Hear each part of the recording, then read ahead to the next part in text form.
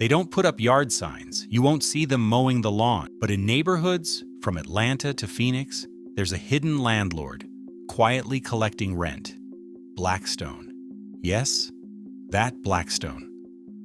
The Wall Street titan behind luxury hotels, towering office blocks, and billion-dollar private equity deals. Over the last decade, they did something few thought possible. They turned entire suburban streets, the heart of the American dream, into an investment empire. And if you've ever wondered why it's so hard to buy your first home these days, well, this story has a lot to do with it.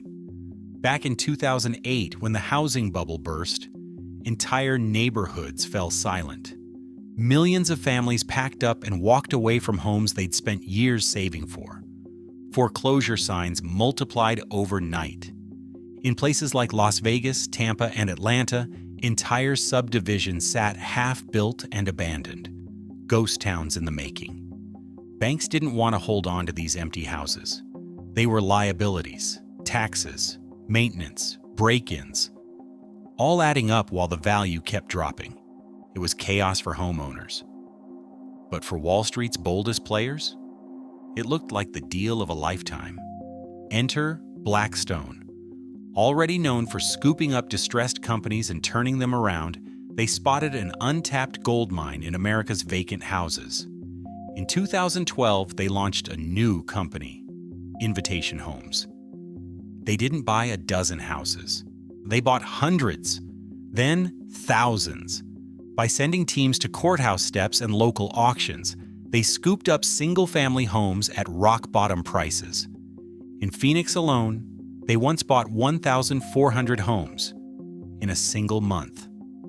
The logic was simple. People still wanted to live in houses with backyards and driveways.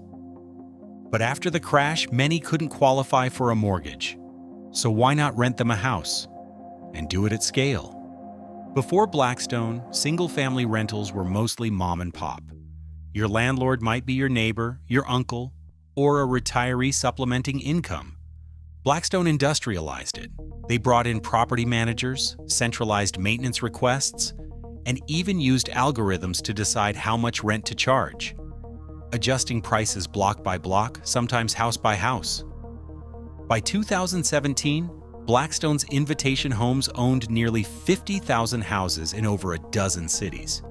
They branded it like an apartment complex, but spread out over entire zip codes. Families renting from Invitation Homes suddenly had a different experience. Online rent portals, call centers for repairs. No more slipping a check under the landlord's door. To Wall Street investors, this was genius. Predictable monthly rent checks, houses appreciating in value, a steady, bond-like return in a world of near-zero interest rates. Blackstone took Invitation Homes public, raising billions. Other investment giants rushed in. American Homes 4, Rent, Progress Residential, Tricon Residential. Suddenly, entire communities had the same silent landlord, a Wall Street firm. For renters, it felt modern, until it didn't. Some tenants praised quick maintenance and professional service. Others complained repairs were slow, rent hikes relentless, evictions impersonal. Investigations found corporate landlords filing eviction notices more quickly than mom and pops, even during the pandemic. Meanwhile, first-time buyers faced a new obstacle, competing with billion-dollar funds at the bidding table.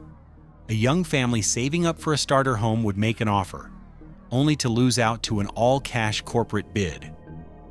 Between 2021 and 2022, investors bought one in every 4 homes sold in cities like Atlanta and Charlotte. Some zip codes saw investors grab half the houses on the market.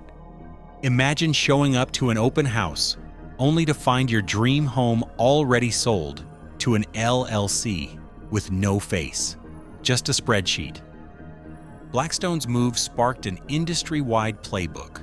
More funds popped up. Private equity poured in. Pension funds wanted a piece.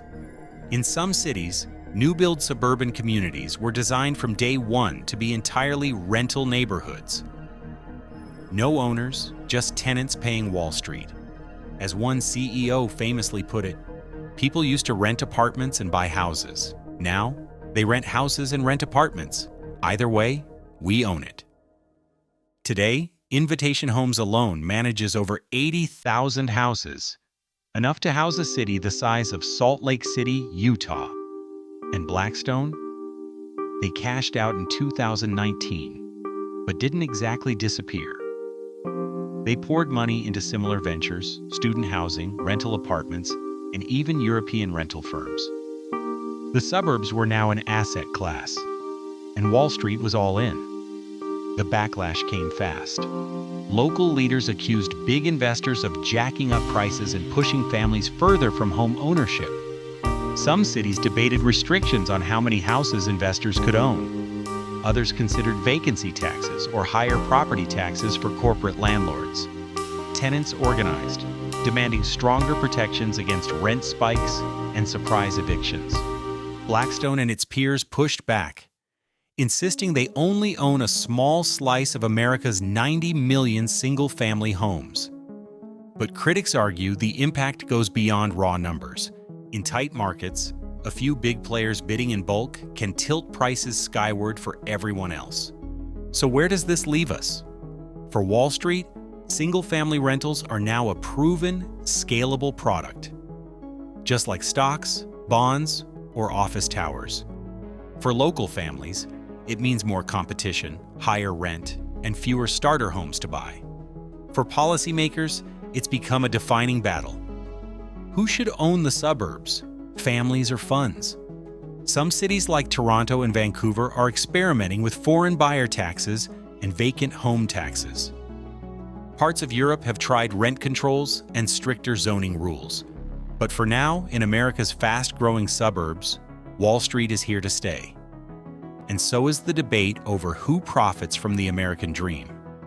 Blackstone didn't just buy houses. They changed what a house is, from a family's forever home to a line item on a hedge fund's balance sheet. They showed the world how to turn driveways and picket fences into multi-billion-dollar portfolios. And whether you see that as smart investing or a threat to home ownership depends on which side of the lease you're on. So next time you see a for rent sign in your neighborhood, it might just say Invitation Homes, but you'll know behind that sign is Blackstone. If you found this story eye-opening, hit that subscribe button and ring the bell. Because here at Brick, we break down the biggest deals, dramas, and money moves shaping where you live, one neighborhood at a time. Until next time, keep building smart.